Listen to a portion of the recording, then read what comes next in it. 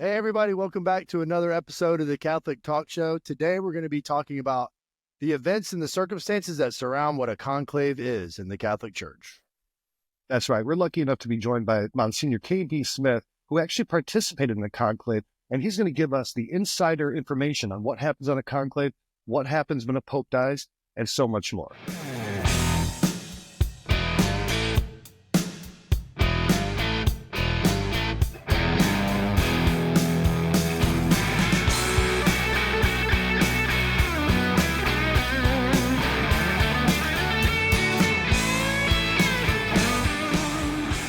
All right, my first pastor in Washington, D.C., my only pastor in Washington, D.C., when Jen and I were married, this was us as a couple, and our family, our first pastor, baptisms, everything. I mean, it was just and you and Jen experience. are still married, I want to say. We are still married. You did a really good job. Yeah. And then I was a youth minister there, and I remember you casually bringing out these pictures of you being in the conclave and behind Pope Benedict when he was elected, and I almost lost it. Like, what? And so when Ryan and I were talking about bringing somebody on for this show, I was like, I've got the perfect guy. So here is the perfect guy, Monsignor Smith. Welcome to the Catholic Talk Show. Thank you, Ryan. Both Ryans. Pleasure to be here. Not something I've done before, but there have been echoes lately. People have started asking me questions about, hey, what happens if? Because the Holy Father is so ill. He's sort of in a very precarious place right now. You listen to what little they say, and he is. He's in danger. He may recover. It'll be probably a long recovery, even if he goes home from the hospital. But this is a tough place for a man of his age. So he needs our prayers. Yeah, and I definitely want to encourage everyone listening, pray for the Pope. Pray for Pope Francis. And sometimes it's really easy to remove or forget the humanity behind the title of the Pope. But this is an 88-year-old man who doesn't feel well, who's struggling to breathe. And even just in your charity and your humanity, pray for him, that he recovers, pray for him that he has comfort.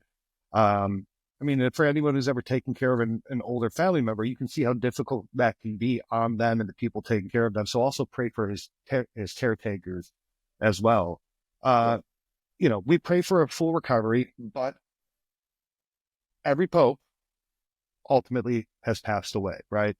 And while we do not want that to happen anytime soon, it is an eventuality in the Catholic Church that the Pope passes away. And then there's a whole process that the Church goes through to elect the next successor of St. Peter.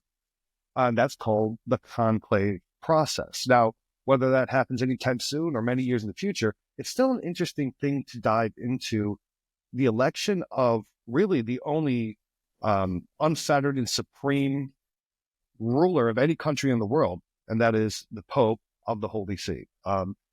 And Monsignor Smith, you are one of the very few people in the world who's actually been inside of a conclave. And I think that's just such an interesting perspective to have as we start to, think about this topic. So tell us a little bit about how you found yourself in the conclave and how you find yourself in St. Peter's in this Sistine Chapel, helping the church elect its next leader.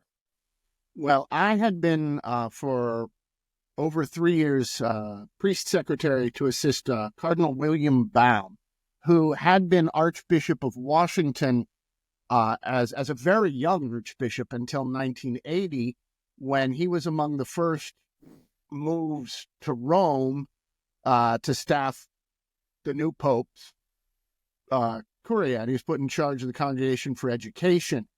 And he started having some health problems and some eye problems. And so he stepped down from that role and he became major penitentiary, from which he retired shortly before I joined him at the mandatory send in your resignation age of 75. However, he still served in a number of offices where he wasn't in charge of the organization, but he participated. And he participated regularly in meetings. He reviewed all sorts of documents. And he participated in the life of the church in other ways. And I went over to help him and his previous secretary, who was even older than he was, Monsignor James Gillen, with all of those things. And I had been living with him for 3.5 years and learning my way around the Vatican and learning how it works. And thank God I had that, because once the whole process started, there's no instruction manual. None of it's written down as far as peon level, all the things that the church does officially. But so it was good just to know who was who and for them to know who I was, so they could say, hey, come sit over here, because the cardinal gets a chair, but the helper doesn't. So it was good to have the help. So well, let's talk about the term conclave. And that comes from the Latin word, basically, with the key, right? It's from, they're locking the doors, they're putting all the cardinals in a room. Now, I think there's something right now like 137 cardinals. Cardinals under the age of 80 are able to vote in a conclave. Once after 80, they can participate but not vote. Is that correct, Monsignor? Correct. They participate up to a point, but the actual strict conclave that you're talking about, where the voting occurs, the balloting process, and that is in the Sistine Chapel, and there is nobody in there except cardinals. There are no helpers, there are no staffers, there are no technicians. It's just cardinals. And because of that, those periods are limited. Yeah. So they happen, there are periods of votation scheduled. There'll be an afternoon session, there'll be a start time, but no end time, because at a normal one, they will do 2 ballots, except that the first time they meet, it was an afternoon, and they only do 1 ballot. And then that's accomplishment enough, and they go have dinner. But again, because the first time through, there's all the introductory processes. So it takes several hours. I think it was about 3.5 hours that first afternoon. And then they get back the next morning, 2 ballots. They get back the next afternoon, 2 ballots. And they only needed 1 in 2005. And that is just the cardinals. It's a very strictly choreographed process of balloting, what they do, how they do it, what they use, what they say while they're doing it. But all the preliminary stuff and all the surrounding is also a conclave, because, for example, everybody goes into a conclave, and that's where the cardinals are going to be until the Pope is elected. And that's cut off from everybody except a very limited number of staffers and helpers and technicians and cooks. There are assigned confessors. They prepare a group of multilingual priests to go in to be available for confession, things like that. So there are assistants in the broader conclave, elevator operators, drivers to get people back and forth, security technicians, because at the time they had like jamming, so nobody could crack in electronically to what was going on. But the strict conclave, the balloting, is just the cardinals. So, I think what's really interesting, a lot of people might not know why, it goes back to why they're locked in, they're voting every day. If you go back to the papal election of 1271 that elected Pope Gregory X, there was a 3-year interregnum. The seat was vacant for 3 years, and the cardinals could not decide who to elect as the next pope. And the medieval conclaves were crazy, right? Because you would have a ton of political pressure from, both the government, the kings, the rulers, but then also the major families. And it was a very Italian process. And at the time, there's probably only 16, 20 cardinals at any given time. But they had a 3-year stalemate where they could not agree on who the next pope would be. So eventually what had happened is that they were gathered into the church in Viterbo, locked in, and said, you're not allowed out until you pick the pope. And then still it went on a couple more days. Finally, they had workers remove the roof. And now you have all these cardinals stuck in this church with no roof, sun beating down on them. And now it's like, let's go. Come on, let's vote. So it kind of broke the deadlock, right? Just out of necessity, right? And Brian told me something I thought that was really interesting and really kind of practical, because he's told me about, your experience before. a lot of, like, you'll see movies and it's all very cloak and dagger and everyone's doing these backroom deals and you have all these crafty people going around and pulling strings. But Ryan told me that you had said that that's not really the reality. You have a bunch of old men moving at the speed of old men. Is that right, Father or Monsignor? This is true. And in a way, once they're in the conclave, right, it's really that the cardinals are locked in, not necessarily that everybody else is locked out. And so there's very limited places for them to be. Fireworks going on behind your head. That's Is that a amazing. sign of I think that's a sign. Yeah, it's approval not or as mundane as we would have thought. Well, you know, And- Monsignor, any Catholic man is eligible for the seat of St. Peter. You don't have to be a cardinal. So maybe if the cardinals see this video, they see that little fireworks display, it might give them some ideas. God help me. So the previous conclaves before 2005, and the last one had been a very long time ago. It had been in 1978. So a lot changed.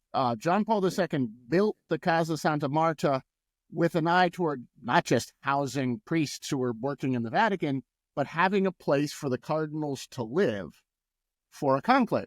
Because before that, they would clear out the offices in the Apostolic Palace of like the Secretariat of State and things like that. And when Cardinal Baum showed up for the conclaves in 1978, because he was one of 3 cardinals who had ever done this before, because it had been 27 years since anybody had done it. Wow. All the other participants had died, and Cardinal Baum, Cardinal Sin of Manila had done it, but he was too ill to travel, and a fellow named Joseph Ratzinger had done it in 1978. So there were only 2 I've heard of that cardinals guy. who had ever done this before, and one of them was Cardinal Baum. So he told me what it used to be like. And so what they would get when they checked into the conclave was what was normally an office, in which was a cot, a chair, a table, a pitcher, a basin, and a bucket. Yeah. Well, that And sounds so like pretty it sparse was accommodations. It was not supposed to be too comfortable. That was the idea, again, to motivate, because they want to go home. They want to go back to where they're in charge. But then the Casa Santa Marta is a little bit more hotel-like. The rooms had bathrooms. There are elevators. It's residential. All the people who normally live there move out. Cardinal Baum, because he had an assistant, had a 2-room suite, and I'm the one who was on the cot, which is a pretty good deal. But most of the guys just they looked like seminary rooms, is what they look like, with a desk and a bed and some bookshelves and things like that. And there's a chapel. I suppose if you wanted to find a secret place to talk, but they weren't allowed to go out and walk around the gardens. Once the conclave began, they were all in the building, and so the evening. And they just bust them back and forth, right? Oh, they'd bus them over to the Sistine Chapel for the votations, but the balloting, but otherwise they were in the Sistine Chapel. In the Casa Santa Marta, and you're not allowed out. So in the between times, it's like a European hotel. There's like a little lobby space. There's a big chapel. There's the refectory where people eat. There were some other spaces, but it's fairly confined. And so wherever you are, that's where everybody else is too. So there's not a lot of secret places, although you could have people into your room, I guess, if you wanted. But as I said, the rooms were pretty simple and pretty small. The time when the cardinals confer is largely leading up to the conclave, because they can have their conversations with nobody else around them. So that period is also very important, because what happens when the Pope dies is there is a process for making sure he's dead. There's a process for treating and preparing the body. And there's a process for then moving the body to Lion State in St. Peter's Basilica. And there was a very big procession out of the Apostolic Palace where John Paul II died and down and in. And who's in charge of that? The Camerlengo, because most of the curial officials' jobs cease to exist when the Pope dies. But the Camerlengo keeps his because he has to run the conclave. The dean holds his office, the dean of the College of Cardinals, and the major penitentiary keeps his office because the church has to keep forgiving sins. She can't stop that even for a week. So, but there's a period. Then the first thing you do is you mourn the Pope. There's a period of mourning. There's a prescribed process for mourning the Pope. And so then once they set the date of the funeral, then they have the Novum Diales, the 9 days of mourning after the funeral. They set all that. And then after that, they begin to talk the conclave. So that just went back to look at my calendar. It was about 17 or 18 days between the death of Pope John Paul II on April 2nd in the afternoon of Saturday till the election of Benedict XVI in the afternoon of the 19th, Tuesday. And that's all filled with specific activities, and only the last few days are the actual conclave. And during that time, when the see is vacant, the chair of Peter, the Holy See, is vacant, one of the things they do is they print stamps and coins so they can sell them, because instead of having the emblem of the specific pope on them, they have the little sede vacante thing. And so I've been trying to get one of those coins for years, and I can never find them. Stamp collectors are all over that. Coin collectors are all over that. Everything has that little logo on it. But the governance of the church falls to the Congregation of Cardinals. And so they begin immediately meeting.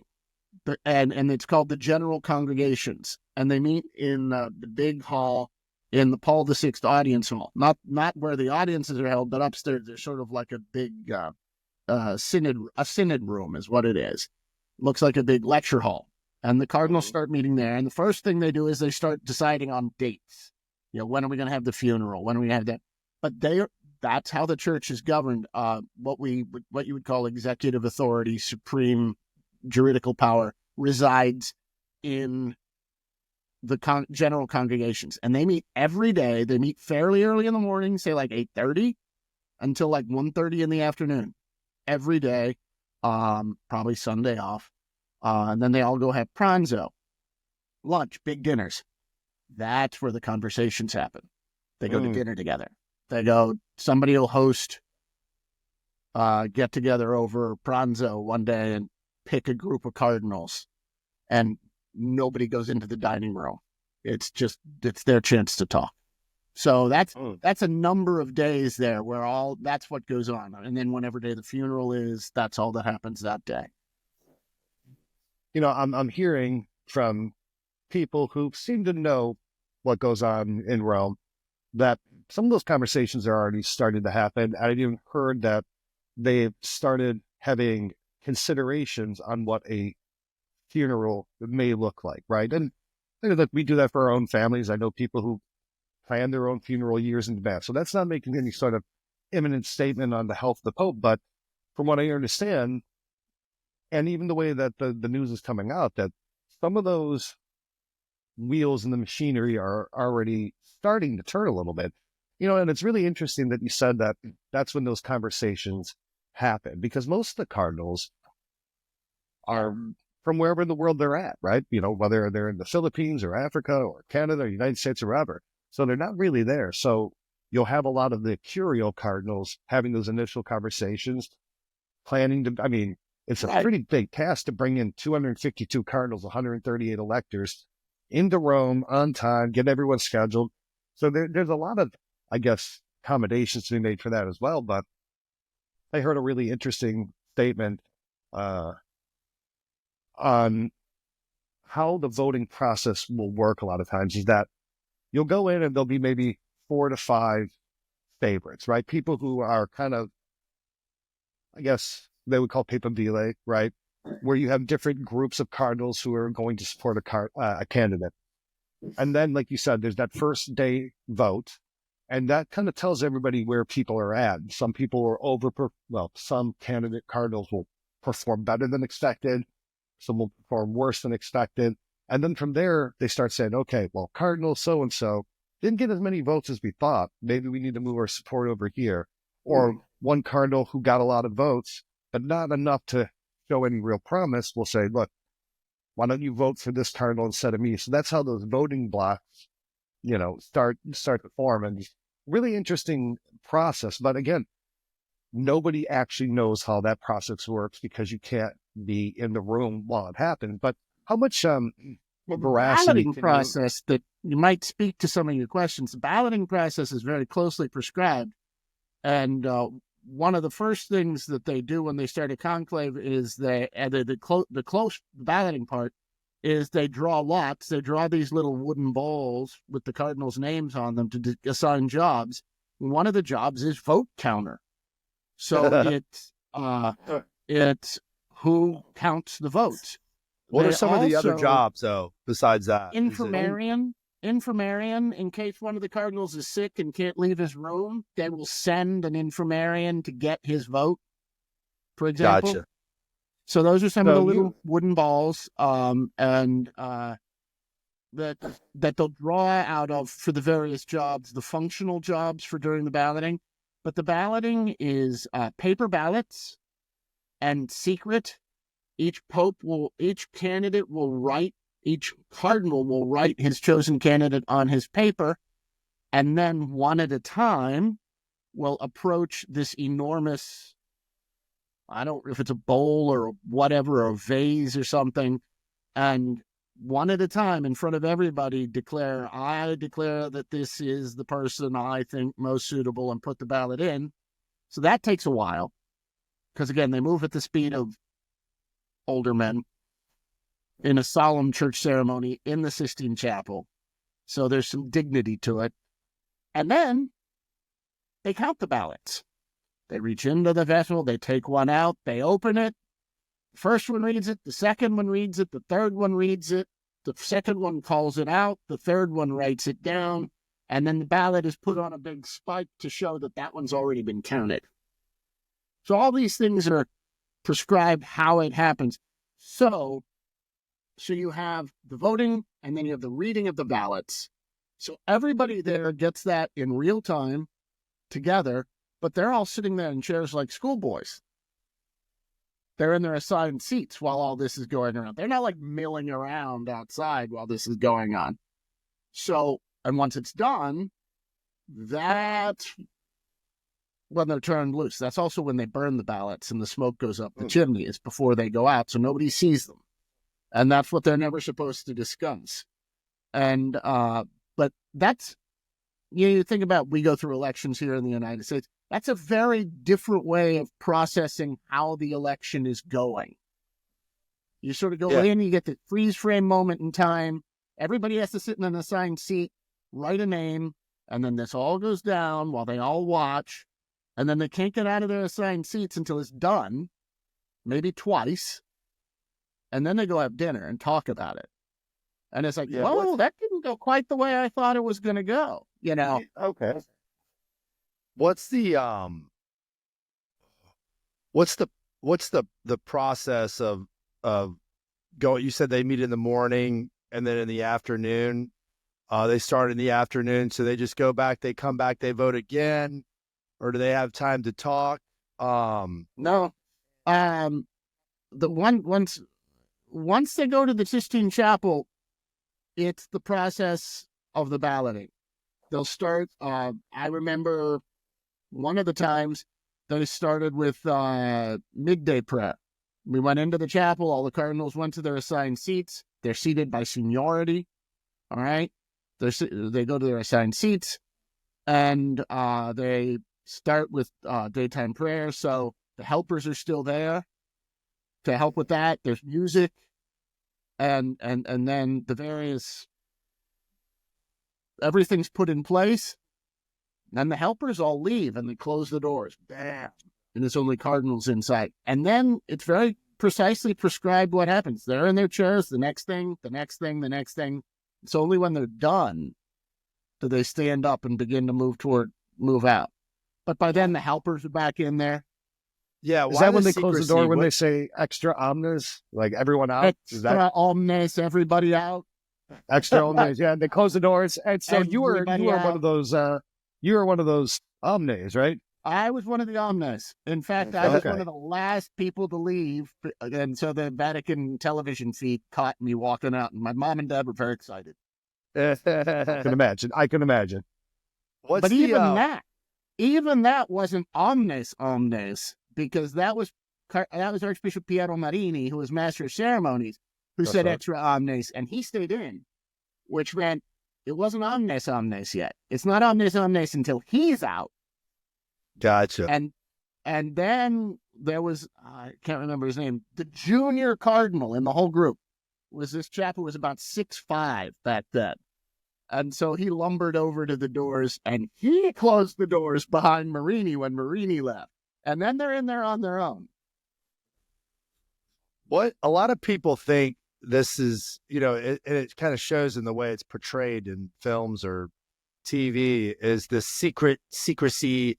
Can you explain the wisdom of the church behind the way that they deal with the ballots and all of this, and then burn the ballots? I mean, there's got to be some bureaucratic dismissal of things that could tie up a group of men into political, sections. Is that part of the reason why they do that, or is it just a tradition that they've just been upholding for centuries? Again, picture how that goes down, how they get the information. It's secret ballot. It's authentically secret ballot. And, maybe they'll know if somebody's name comes up, they'll say, oh, that's so-and-so. He's the only one who likes such and such. They might know that. But that's how the information gets about people who are actually voting. And so rumor has it that back in the conclave of 78 that elected John Paul II, there were two contending favorites who were widely suspected one or the other of them would be elected. And they went in and they did the first ballot, and sure enough, they both had more votes than anybody else. But neither of them had enough to win, because it's not a simple majority. It's not 2/3, correct? Yes. And so then they go negotiate, and they argue, and they don't make any promises, of course. Never promise favors, none of that. But they sort of talked about it, and so anyway, they kept trying all of that, and each time those two guys would only get, so they sort of found their ceiling. They're not going to get any more votes than that. And then on the next ballot, neither of them got any, because people began to look for other candidates. And you see, the actual balloting is how you search for candidates in that way too, because everybody then finds out. And so suddenly some people's numbers start to go up, and it might be somebody that nobody had thought about before, and then he attracts support. Because of the way, this is the way the cardinals in the balloting find out about this. So it's a very interesting way to do an election. Yeah. So when they read the name, like you said, they go up and they take them out of the ear and they read them. They don't say Cardinal so-and-so voted for Cardinal so-and-so. They say one vote. Okay, one so vote for Ratzinger, one vote for what? Yeah. So that I can even imagine that they burn it just so that someone couldn't look at the handwriting and say, oh, that's, so-and-so's writing. Okay, that makes sense. That first vote was something really kind of interesting. So in the Papal Conclave of, let's see if I can get the year right. Papal Conclave of 1334. So all the cardinals go in and they do their, like you said, those throwaway votes, right? To see how other people are voting. Say, well, I'm going to vote for someone I don't think's going to have enough votes because I don't want to tip my hand one way or the other. So let's, kind of like putting in a bluff vote to see what the other cardinals are voting. Well, it turns out they all ended up voting pretty much a majority for the same guy. And this Pope was more or less accidentally elected in the Conclave of 1334, and that was Pope Benedict XII, which I thought was such a great story of everyone going in trying to be very careful. Like, okay, I'm going to vote for, this dude. No one's going to ever vote for him, right? This is a throwaway vote, but then I'll see where everyone else is voting. They're all like, dude, we all did the same thing, and now they got this new pope, and no one anticipated it. But that brings me to one of the things I wanted to talk about is the concept of how the Holy Spirit chooses the Pope and how much the Holy Spirit participates in a conclave, right? Because to me, like, okay, 1334, Benedict XII, they all accidentally vote for him. Okay, I can see the Holy Spirit working there. But now when you're getting into these men negotiating and stuff like that, Monsignor, how does the Holy Spirit participate in the conclave? How should Catholics understand the involvement of the Holy Ghost in the whole process? Principally in the hearts of the electors. The conclave in which I participated, and so I was present for all the ambient time, like in the church, the evenings after dinner, I was at dinner, I sort of saw how that was going on. Like all of the other helpers, I was very careful not to come anywhere near any conversations as I threaded my way down the halls. But there was a great degree of seriousness visible on the faces of all of the cardinals who were gathered there.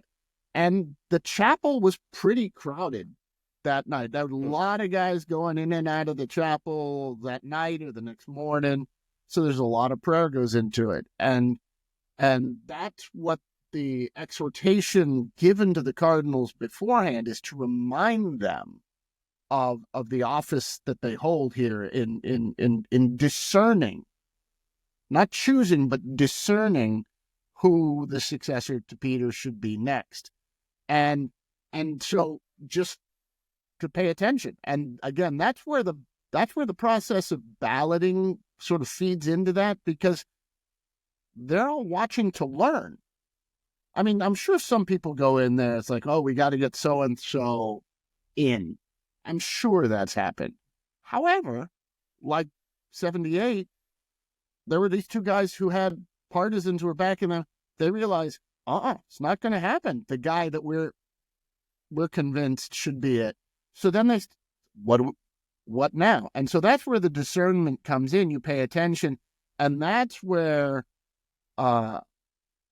things you may have heard about people, things that resonate, things that you saw resonate with your brother cardinals. You sort of see the way they react to something somebody said or did, and they say, oh, there may be something to that. I need to look into.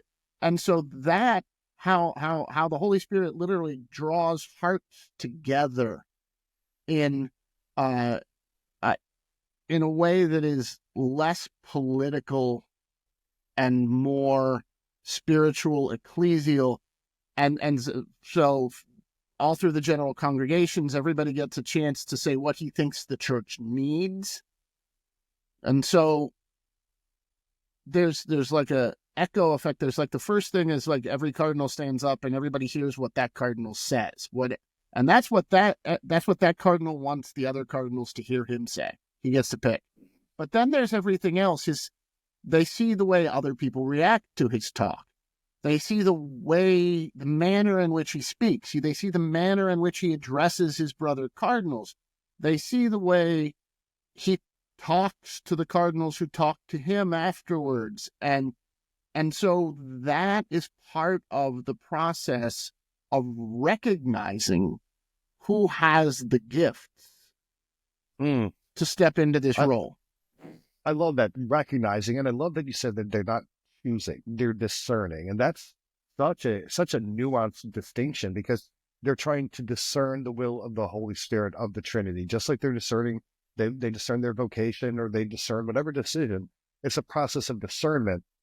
And I also like how you said the chapel was full, right? Because every movie, it's always this big spy game thriller, and they're always the creepy one saying, oh, I'll do this or that, right? But these are men who actually believe this. And whether you are so jaded that you think every cardinal's bad and every bishop's bad, that's not the truth. These are men of prayer and deep faith that would put most of us to absolute shame in its death. And they're going in there, taking this part of their office incredibly seriously and prayerfully. And I love that the chapel was full. You have all these cardinals in there praying for wisdom, guidance, and discernment. That's wonderful to hear. One of the challenges. Go ahead, Ron. I was going to say, one of the challenges for the coming conclave, there must be a delay. I'm sorry, I'm going to go. That's all right. Is, and they've been talking about this for years, is how little the cardinals know one another. Because how rarely Francis has given cardinals a chance to all be together in a consistory is the official event. But not only that, but all of these cardinals that he has chosen from faraway places. These aren't just Roman curialists, and they aren't just, within a 2-hour drive of a major international airport and an overnight flight to Rome even. They're from all over the world, and they're from different environments and different experiences, and they don't know one another. So one of the things that's going to happen when this process starts, the general is they're just going to be getting to know one another. And so one of the questions is, well, what do you know about him? Or, hey, look at what he's doing. When he thinks nobody's watching, what is he doing when he thinks nobody's watching? They're all going to be doing that too. And while there's certainly going to be the favored candidates, if you will, the ones with backers and plans and, we're going to get our guy, right? There's always going to be some of that of one degree or another. But the cardinals are going to be figuring out, and, who knows, somebody's going to show up, I've never liked the way those people treated us. And I said, what do you mean? I said, they did that? Yeah. And so one of the reasons that Cardinal Ratzinger had such support in the 2005 conclave was because of all of those cardinals who were from outside. They were outside the inner circles. Well, Cardinal Ratzinger had been prefect of the Congregation for Doctrine of the Faith for years, and they all have to come to Rome over and over and over again, and you walk into these bureaucratic offices and have these meetings, and Cardinal Ratzinger always treated them like gentlemen who are of importance and who listened to their concerns and addressed them and responded. And that wasn't the case in all of the offices, if you know what I mean. Yeah, so sure. He had a huge support from what we would now call the peripheries. They all loved him because of the way he'd been treating them for years and responding to their concerns. In 2005, who were some of the favorites going into that conclave? Oh, I don't know. People were really excited about Cardinal Martini in Milan, the Jesuit scripture scholar, who was sort of the darling of the modernizers, the counter John Paul II group. We need somebody to fix this mayhem. Bergoglio's name was thrown around at the time, who succeeded Benedict. I'm trying to remember if there was anybody. But you see, that's just it. Martini, for example, was the darling of the press, especially the Italian press. Mm-hmm. The Italian press, pretty loud group when you're in Rome. So the people they're paying attention to are the people you think everybody's paying attention to. And so he was the real darling of the press in general and of the Italian press. So he may have never been actually a candidate with a whole lot of people who were actually willing to vote for him. So there's candidates like that too that have a big buzz, and like in the 2013 conclave, the Americans made a splash. Cardinal Dolan, big personality, gregarious guy. The Italians really reacted to that. The other one that they all reacted to was Cardinal O'Malley, who was a Capuchin in his Capuchin habit, and he's just a delightful man. The Italians went nuts for them. And so they got big press, they got big love. I remember that. They have affected how things went. Just that love for a Franciscan may have had an impact for on what people thought a pope should look like or how he should present himself. But it's not likely that an American would have gotten elected to that job at any point, no matter who he was. So, front runners, favorites, and all of that, that's like, well, who's favorite? I heard the saying that he who goes into a conclave as the Pope leaves as a cardinal, and I think that's probably pretty true. Well, Right? do you have that picture I sent you of all the cardinals on the balcony? I sure do. That? I want to take some time here to look at some of these pictures and share them with let's do that. Our audience. One, in fact, some of these require a little bit of zooming in. The ones in the actual conclave were in the Sistine Chapel were particular interest to me. And then there's one of Cardinal Ratzinger, and he's sitting next to another cardinal, and it looks like he's cheating on a test. He's got his eyes over on this guy's book or whatever. And he's just kind of knowing Professor Ratzinger, he's probably grading the test. Yeah, he's probably grading the test.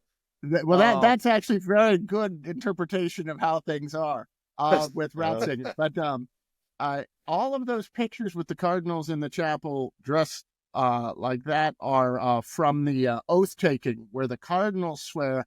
In the foreground, it's it's a 750-year-old copy of the gospel books.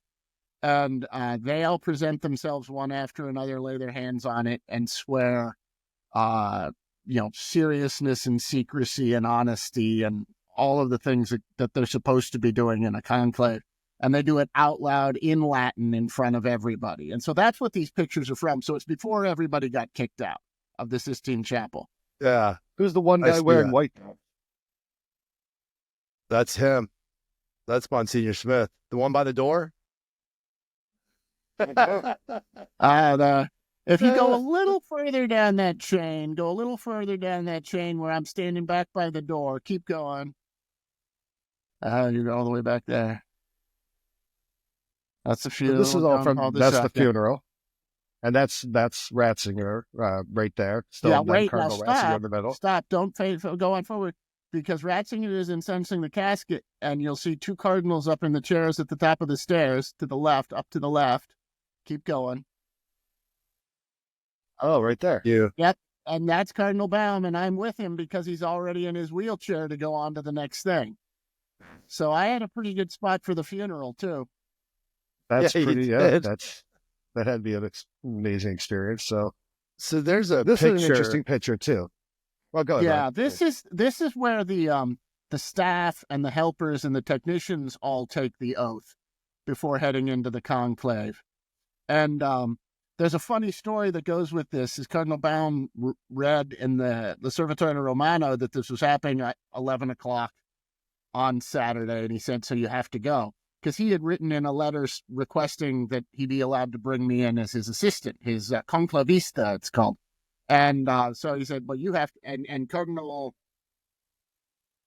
Sodano, maybe? I forget, or Cardinal Somolo, Martinez Somolo, perhaps, he said, he'd finally got up and asked him, he said, si, certo, of course. So here, 200 people show up in this gorgeous Vatican hall in the Apostolic Palace, and this tidy man with the clipboard approaches me, and he's the second in command of the Swiss Guard, and he says, who are you? And I said, well, I'm Father Bartholomew Smith. I'm secretary to Cardinal Baum, and I'm going to be accompanying him in. So he goes through like 19 pages on his clipboard. When he flips them back and goes through them again, doesn't find my name on the list. And so suddenly Archbishop Morini comes coasting by, and he says, Excellenza, this is the secretary to Cardinal Baum. He should be on the list, but he's not here. He says, he has to be here. And he just kept going. And that's how I got into the conclave. I was not on a list. Wow. Okay. They knew. How very Italian. They knew I was supposed to be there, so I was there. So all these people took the oath that day, and then so then you have all the sisters here. Like the sisters would be assisting with what? All of the stuff. They ran the Casa Santa Marta, for example. Oh. Yeah. All right. That's Father Pierre Paul. He was the music director at the North American College, who was there both to hear confessions and to lead the music. So they got I'm sitting next to him, and I'm behind the Masters of Ceremonies right there on the left. That's the future Cardinal Konrad Karczewski, I think, who's a papal almoner. Yeah. Yeah. Right? There's Monsignor That's Ganswein right there. Georg Ganswein. He was secretary to Cardinal Ratzinger, who was the dean, and therefore he was supposed to bring a helper because the dean has administrative responsibilities in a conclave. So that's why Georg came, Monsignor Ganswein. So that's that group right there is kind of who I ate with in the conclave lunchroom, as it were. I ate at the priest table with those guys. So let's look at a couple more of these things. Oh, Ryan, we'll go ahead. Yeah, no, this is the ballot box, right? This is the one you described as yeah, this is how you choose lots. Oh, right? Okay. You pull the name out, you pull the ball out, and then that's that board, I guess, is how they make sure that they have all the balls that they're supposed to have. But at the beginning of every day, maybe they'd give new assignments. I don't know if it was every balloting, but just pull a name out, read it out loud, and it's like, okay, you get to be a vote counter. There's a ball. I like the Ratzinger's number one. Well, he was the dean. He was the dean of the college. Yeah. And then it's Sedano all number by two. seniority. Yeah, Sedano, I think, wasn't he like the Secretary of State at the time? He was Secretary of State at the time, and he was also vice dean. Yeah. Okay, so 1 and 2. Okay, that makes sense. And then Bertone, he became Secretary of State, I believe, later on. Okay, those are really cool. So one of my favorite pictures is of you when Pope Benedict comes out to give his first blessing. Before we get to that, there is a picture in the Sistine Chapel where it appears like he's sitting there with a mitre. Is that after he is elected? This is a cool picture, Ryan, if you want to pause for just a second. All right, because my guy has voted. Cardinal Baum is the one who looks like he's only about half the size of the other ones over on the left because his spine was deteriorating, so he was shrinking. And so he's the 6th senior cardinal in the conclave. You can count down from Ratzinger. And he's the senior cardinal priest, because he had the first 5 are cardinal bishops. That's Cardinal Musa Daoud next to him. He's from the Syriac Church. That's why he has a different habit. That's the black hood next to him. And then, so again, everybody has an assigned seat, but I'm there. I have to be somewhere. That's the problem. So I went to stand in the corner. And that's Archbishop Marini there, sitting with the violet shoulder cape, Mazzetta. And I wasn't standing far enough in the corner. He just said under his breath, Monsignore indietro, that is, Father, step back. So I went back as far as I could possibly go. And I noticed what I was standing next to, and that is the empty chair. That is the Seder that is vacante. And I'm standing there looking at it, and I'd seen John Paul II any number of times. And it's like, he's not here anymore. His chair is empty. And I'm looking at it thinking, we're not going to leave here until somebody else is sitting in Dad's chair. And I'm having this deep reflection on the significance of the chair of Peter, which is what this is functionally going to be for the next few days. And that's what the photographer caught. I'm sort of a little emotional right then at what was going on. That's really cool. That's a very cool picture. So that's the chair. Once the election has enough ballots for our next pope, then what happens? They put that chair in front of the altar and the new guy comes up. Okay. Yep. Okay. And everybody just like claps. Is there some formality? Oh no, there's a whole process. There's a whole process too, because the first thing is remember, as they count the ballots, they read them out loud, which takes forever. And so the cardinals are sitting there, and what are they doing? They're keeping track on their own little notepads as to who gets how many. And so what happens is everybody knows as soon as that vote comes in and is counted that enough votes have been achieved, right? However, they have to finish counting the ballots. So they go on. They go through the rest of the ballots. They keep reading the ballots, right? And so I was pacing outside the chapel in the Sala Regia, the King's Hall, if you will, pacing one end to the other, praying my rosary. And it was Tuesday. It was Sorrowful Mystery Day. And so I'm going through, the next one to wear the crown and all that. And then at the end of my rosary, I had taken to praying Our Father, Hail Mary, and Glory be for the recently deceased Pope. And Our Father, Hail Mary, and Glory be for whoever would be Pope next. And so I'm pacing, and I'm all through my rosary, and I'm prayed for the deceased Pope. I prayed the Our Father. I'm halfway through the Hail Mary for the Pope, whoever will be Pope next. And directly in front of the doors of the Sistine Chapel, and this applause erupted. And that was when everybody on their tally knew he had gotten enough votes.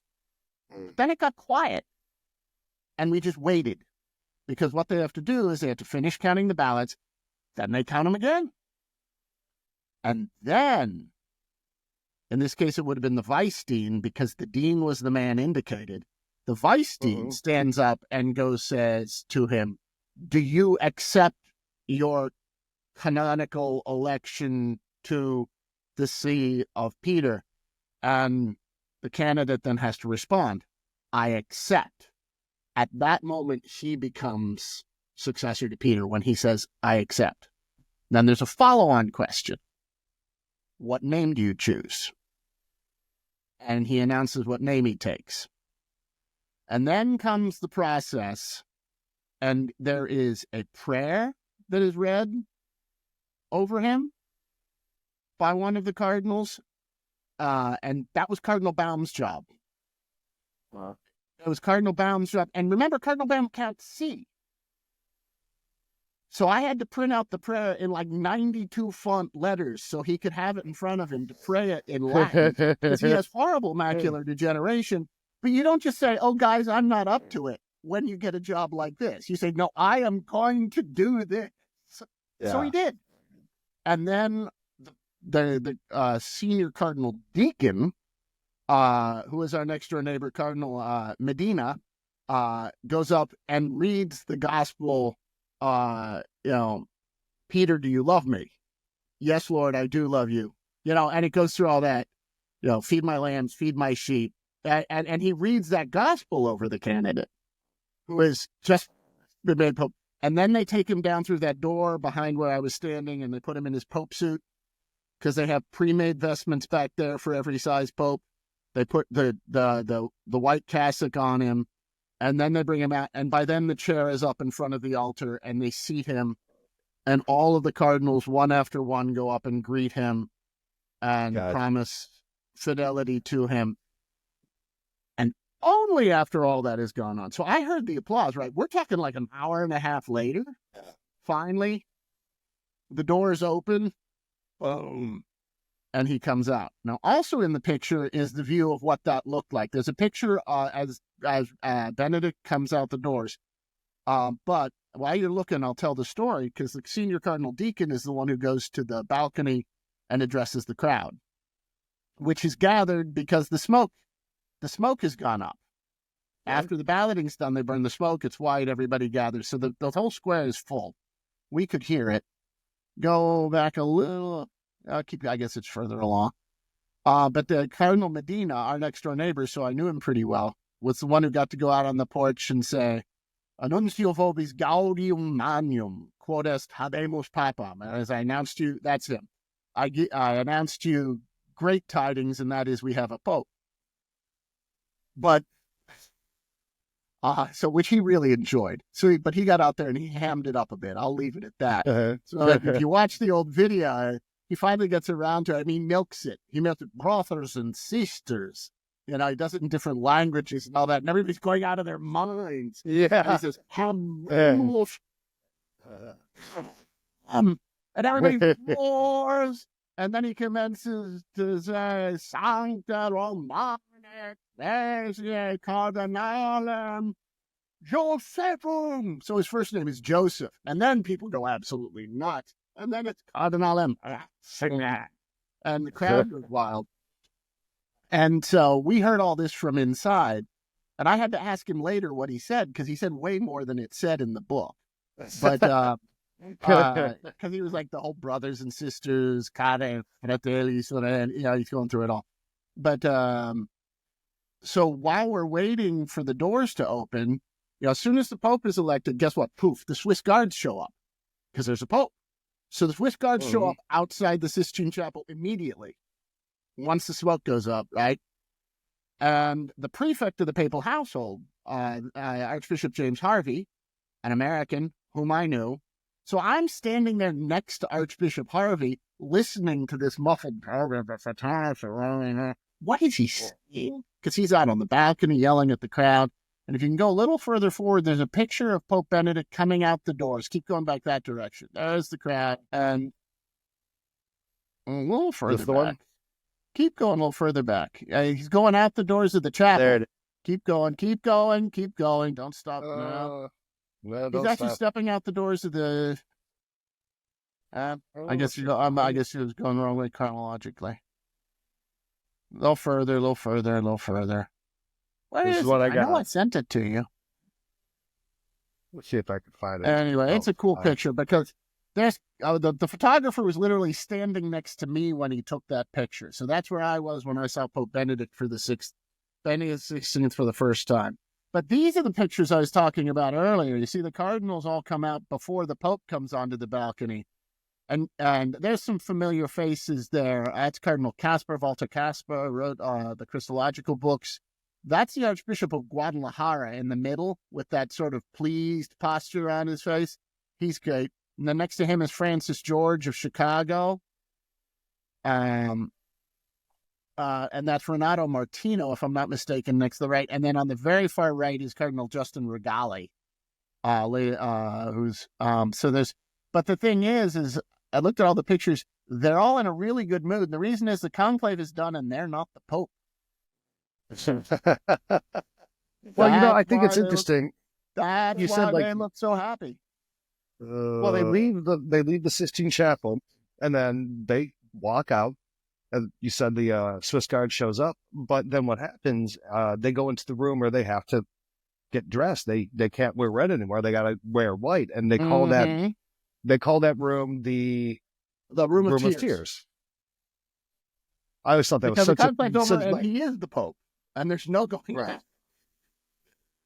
And the whole world's on top of your shoulders now. Wrapped in a mosetta. Yeah. I always thought that was a really cool thing. They will gird your loins for you and take you where you do not want to go. You've just heard it ringing in your ears. Oh man, yeah. Someone else will dress you. That first blessing with you right there behind, because I guess Cardinal Bond was a senior, is this senior most cardinal, so he was out there, and you were accompanying him there, and you just happened to be just staring and smiling at the Pope giving his first blessing. That's what it looked. There it is. Right there. That's just amazing. He's about to give his blessing. I can actually read the blessing out of the book over his shoulder. Wow. It's quite the moment for a kid who grew up in Birmingham, Alabama. Let's put it that way. Yeah. A long way from Birmingham. You haven't aged a bit in the last 20 years. Thank you, Ryan. You're welcome. Right, he's a Monsignor, man. He knows people. I wouldn't be poking the tiger like that. Let me just tell you. And I look at our videos from just 5 years ago. We both aged like Halloween pumpkins, man. It's not pretty. It's pretty crazy. It's been a rough couple of years. Yeah, sure has. All right, so, like I said when we first started. No one's praying or hoping that this is imminent. Like I'll go on Twitter and I'll see people saying, "Oh wow, Pope's sick. This is a great opportunity." That's reprehensible, right? Yeah. But like I said, the reality is he's an 88-year-old man with double pneumonia and liver function. I was like kidney function failing. And I've been around old men when they start going on that decline. It's typically hard for them to turn around, especially the Pope with the history of cardio or breathing issues. So pray for the Pope, but the reality is that sooner or later this day will come. And like I said, there's probably people already preparing for eventualities. One of the things that I think that's interesting, we said, whoever enters a conclave as Pope leaves as a cardinal. And we've done this show twice, Ryan, during the pontificate of Francis, basically where we take a look at the odds that the bookmakers are putting on who they think will be the next Pope. So Patty Power. I actually, Patty Power, right? Which is, by the way, I think it's to actually place a vote on that is a seriously, I think there's actually a penalty that was put in place for Benedict XV for voting, or I'm sorry, for betting on a papal conclave. I'll look that up and I'll share that. But here's a few of the cardinals that the odds makers are saying have the best odds of being the next Pope. So one, and he's actually the cardinal who's going to be leading the rosary tonight. So after you watch this at 9 o'clock Eastern time, 9 o'clock Rome time, Cardinal Pietro Parolin, who's the Secretary of State, yes. Yeah, he's going to be leading a rosary in St. Peter's Square for the health of the Pope. So if you could participate in that, you really should. Beautiful. But he's got they have him at 4-1 odds, so a 20% probability of being the next Pope after Francis. That's not terribly inventive because he's effectively second in command of the governance of the church. So that's a pretty much a no-brainer as far as odds makers go. Right. Then you have the cardinal from Manila. I know it's pronounced his name wrong. Tagle. Cardinal Luis Antonio Cardinal Tagle. Whose brother is a doctor in Fairfax, Virginia. Wow. Oh, really? Mm-hmm. Did that? Prayer stays when he comes to Washington. Who knew? Wow. Next, at 6-1 odds, you have Peter Cardinal Turkson, who I actually just had the opportunity in October to participate in a conference with him. Really, really, really smart guy. And but he's getting a little up there. He's already pretty old. He is, though. And I'm trying not to talk out of school, but during the conference, I saw him fall asleep a few times. He was, but it was a very boring conference. It was on like science and technology. And he resembles a good pastor. He sure does. Cardinal Erdo, who I think is from Hungary. Erdo's name was big in the previous conclave. He's well-respected scholarly. He's a canonist, highly thought of for his role in Europe and the whole question of the church in Europe with the EU government and the government of Europe and the secularization and all that. He's been a real leader on that. And he's been very strong. But also, he was a strong candidate 12 years ago. Might be getting a little older by now. Well, a lot of people say it would stand to reason that, after really, I think we're in a historically unprecedented time when we've had 3 popes in 50 years. That's really a very different reality than from what we would have had historically, where a pope, would typically reign 5 years at the most. Francis has been in for now 12, coming up on 13 years. John Paul II was for 26 years. You had very long reigns with Pius XII. And a lot of the people who follow this very closely say the cardinals, the conjecture is they would prefer a pope who is an older pope so that he doesn't have a very long pontificate, so that we can have a little bit more. Although, you know what happened the last time they did that? Change. The last time they did that, they elected, because it was coming out of the pontificate of Pius IX, which was the second longest pontificate after Peter. So it's like 31, 32 years. And they had elected him young because he was a firebrand and a reformer. And he's now famous for being one of the most conservative popes of all time. So anyway, a lot happens in those 32 years. Well, so they elected an old guy to follow him. Same logic. And the man that followed him was known as Leo XIII. And he is the 3rd longest reigning pontiff. And the oldest. And the oldest. He was very old and looked a little frail. And on the 25th anniversary of his pontificate, he had a medal struck to give to all of the cardinals that said, "You have not chosen me, I have chosen you." Because he had replaced the entire college as Pope. Wow. That's pretty cool. That's kind of, Ryan, I think that's called a baller move right there. That's kind of a... Yeah. Yeah. So anyway, especially you at can the try to aim for a shorter pontificate, but again, You never this know. is where the Holy Spirit intervenes. right. Yeah. So then a couple last ones, Cardinal Scola, Angelo Scola. But his name, I think he was even popular back in the 2005. Yeah, he's way Again, gone. very old. Another one that's kind of more of the up and coming is Cardinal Zuppi. He is the Archbishop of Bologna, and he's Brand new. like you were saying, one of those, the Italian media really, I think, likes him. He seems to be a very well liked cardinal. So those are some of the few from what the betting odds are saying are your next best bets. There's a Now, Dutch guy no, too, believe it or not. then yeah, A Netherlander. a Nederlander, not Nederlander. Let's see, it is Van Eyck. Yeah. Is that his name? Yeah. Okay. His Yeah. name's thrown around too. I don't know much about him either, but his name is thrown around, and he'd be of the, you got the Italian question, you've got the European question, but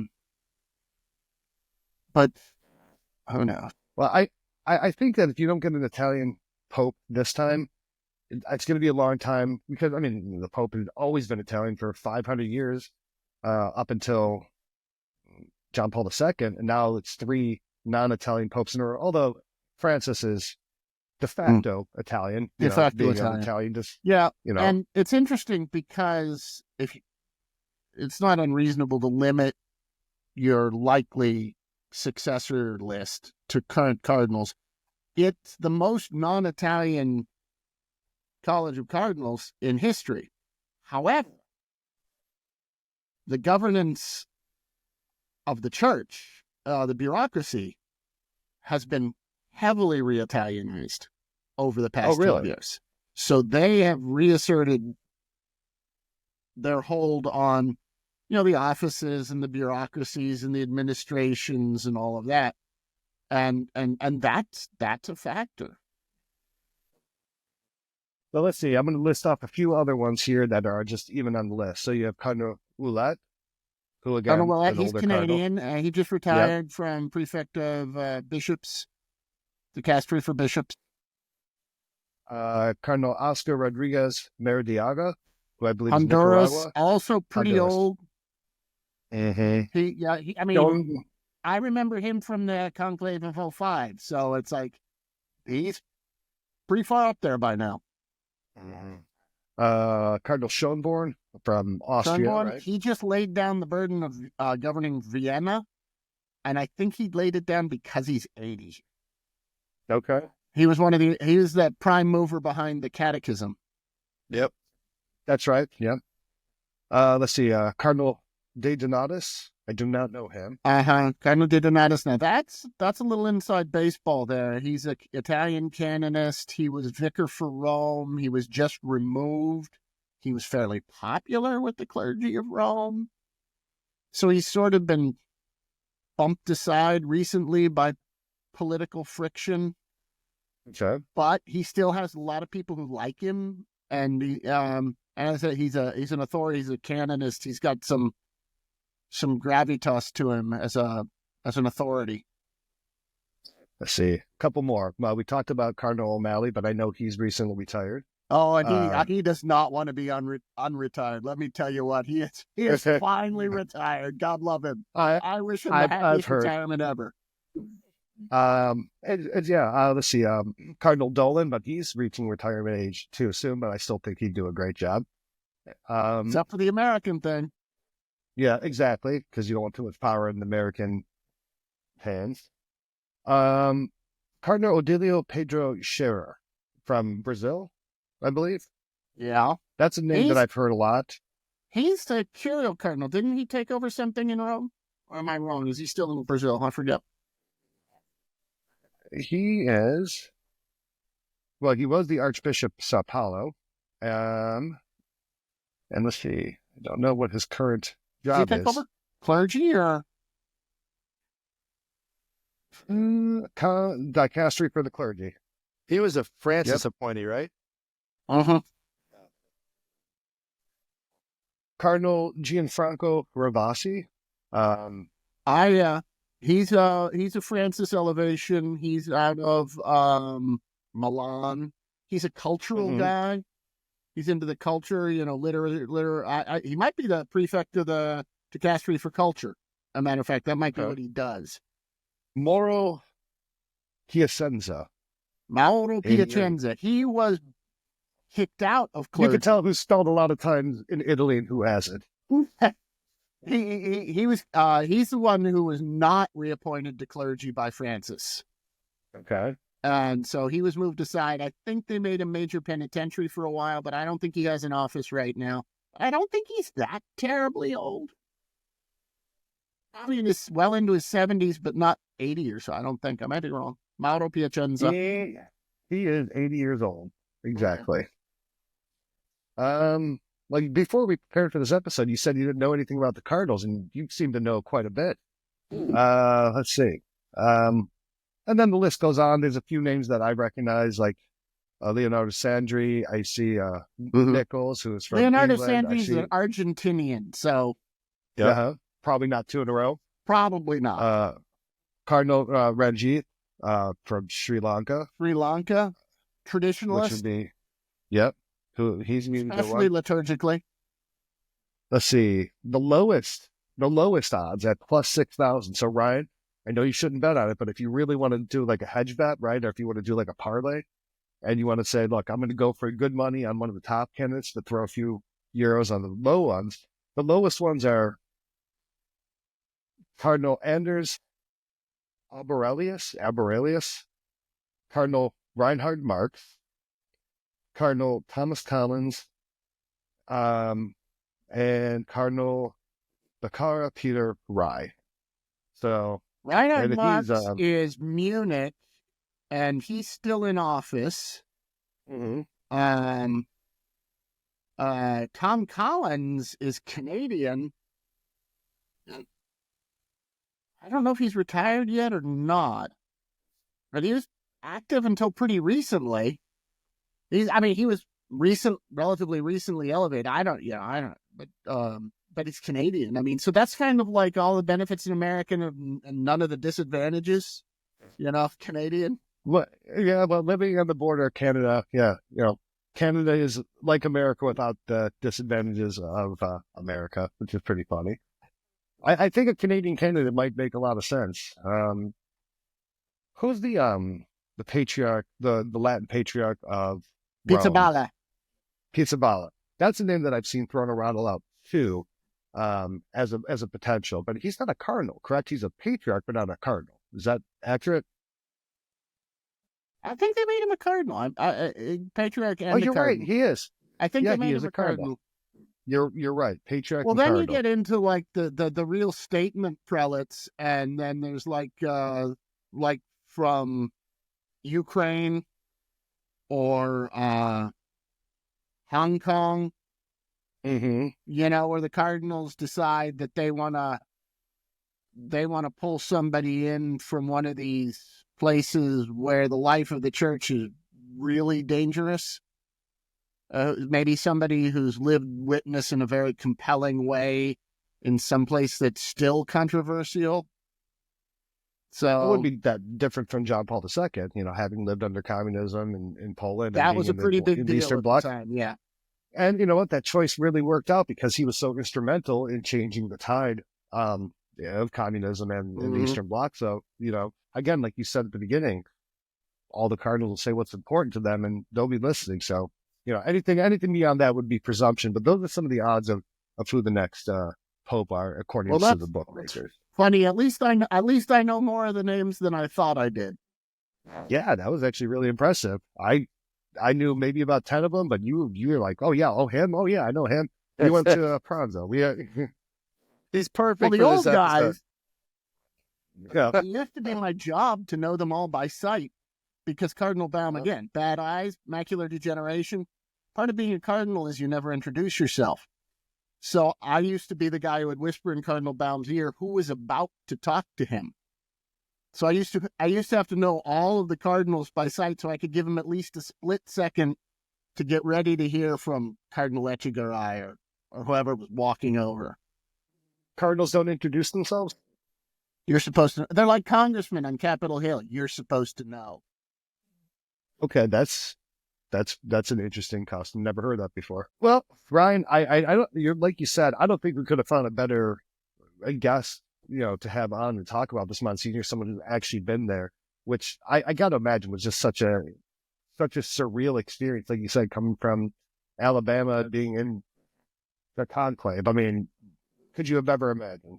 It was, more importantly than the sort of amazement factor, was how good it was. It was a serious, prayerful, holy action by the church. And what I saw gave me such enormous confidence in what had happened and how good it was. And I mean, you saw that the next day. I mean, it was like a movie. It's like the traffic cops were dancing on it. Everybody was in such a great mood the day after the conclave ended and Ratzinger came. And literally the sun came out and the birds started to chirp. It was late April. It's almost cartoonish.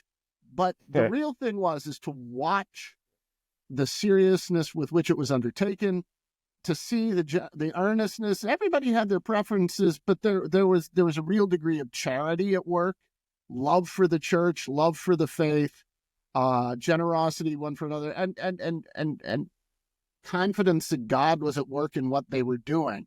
And that made me feel a lot better about what had just happened. So to have seen it, the sausage being made, if you will, it was lovely. It was terrific. Well, that's cool. Ryan, why don't you tell everyone how they can follow us, learn more about what it is that we do? CatholicTalkShow.com. You'll find every way you can view us on YouTube and all the podcasting platforms. I think that's probably the best place to go. You can see a lot of our old podcasts there too as well. We're on Facebook, X, Instagram. I think that's it. And TikTok. Yeah. TikTok. Yeah. And again, thanks for praying for Jen. You too, Monsignor. Thanks for praying for my way on our list around here. We remember her very fondly. Yeah, we really appreciate it. I talked to Father Golis. All the DC connections are in prayer. So really appreciate that. Appreciate all you guys listening. Your man Thad is my conduit. Good. Thad was on an episode with us a few weeks ago. Yeah, another great episode. Monsignor Smith, me and Thad actually went to the Vatican and we snuck off the trip and tried walking around the Vatican Gardens and got in trouble. We had the Swiss Guard chasing us around. He didn't tell me about that. He didn't tell you, not even in confession. I don't know. So, so now I spill the beans. Now he has to tell you. So ask him about that. He'll be happy to tell you that. That's totally bad. Yeah. All right. Well, it's great. It is. Well, it is. Two real quick things, Ryan. I want to say two quick things. Number one, we really thank everyone for the support that they give for the show. We couldn't do without you. If you want to become a financial supporter of the show, you can go to CatholicTalkShow.com/Patreon. There you can see all the different ways that you can support us in the different tiers. They're very low dollar amounts, but it's through your contributions that we're able to continue doing this show and reach so many people. Find a tier that works for you. It's just pocket change, nothing big, but we really, really appreciate it. In our gratitude, we have so many cool things to be able to send you, like coffee cups, hoodies, mugs, rosaries, and so much more. I also want to give a shout out to our sponsor, Hallow. Hallow's been our sponsor for many years now, and it's for a great reason, because they're the very best and most widely used Catholic prayer app in the world. You can go and download it now for free and try out a trial, especially with Lent coming up. This is the perfect time to really lean on that with all the different activities, music, prayer challenges, reflections that they have. So you can go to CatholicTalkShow.com/Hallow, and you can get that app for 90 days free, which will get you all the way through Lent, all the way up until Easter, I believe. So try that out and see if it can't really make a deep impact on you spiritually and in your prayer life this year. And again, if you're watching this, make sure you click the like and subscribe button. When we look at the statistics, more than 50% of the people who watch our show aren't even subscribed. So if you're one of those people who are unsubscribed, take the 1 second right now, click the subscribe button. It really does a lot to help us get a wider reach for the things that we do on the Catholic Talk Show. Great. Well, Monsignor, it's been a joy having this, expanding on our discussion about this over a decade and a half. You are not who I expected to spend my afternoon with today when I got up. Let's put it that way. Hey, it's just like being in the conclave, but a lot less important. Be open. Ryan, you have my Be notes. open. Well, God bless all you guys watching, and we'll see you next week. Remember to pray for Pope Francis. He needs his prayers right now. Let's pray for him Amen. all, okay? Amen.